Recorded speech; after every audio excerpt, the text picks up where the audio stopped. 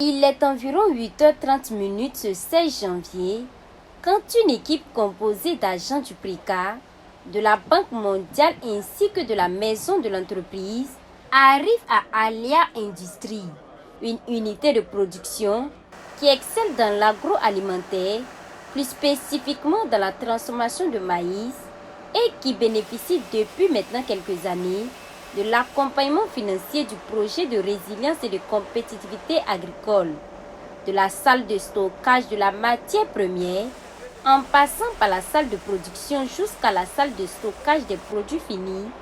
Tout est visité ici. Avec PRECA, nous avons pu mettre en place un certain nombre de choses parce que quand nous venions ici, pour des difficultés financières, nous avons même commencé avec un groupe électrogène. Avec l'accompagnement du PRECA, nous avons pu avoir maintenant la Sonabel. La coût n'était pas ainsi. Avec l'accompagnement également du PRECA, nous avons pu véritablement l'amener à ce niveau. Et toujours avec l'accompagnement du PRECA, nous prévoyons goudronner véritablement cette coût-là.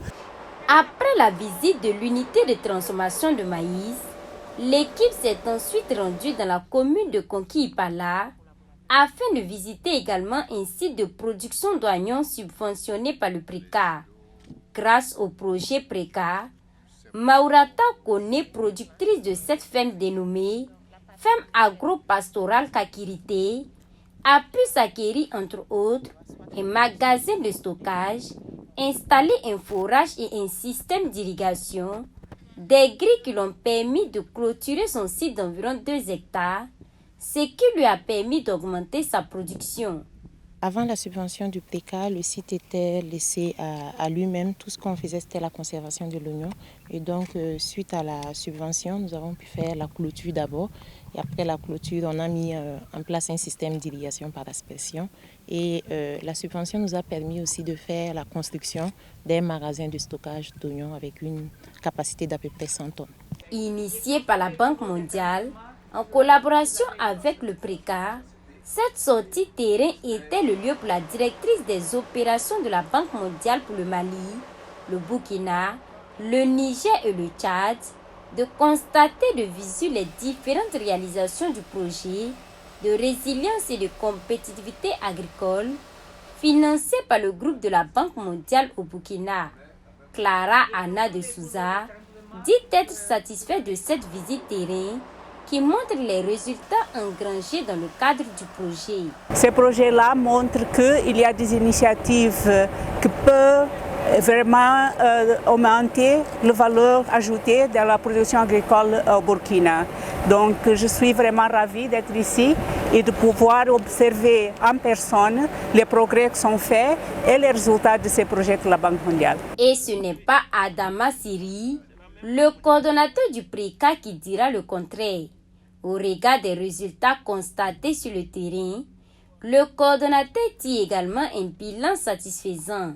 On a visité le premier promoteur au niveau de la zone industrielle de Kosodo et qui a vraiment amélioré ses capacités de production en termes aussi d'équipement et qui s'inscrit bien dans l'objectif recherché dans le cadre du projet.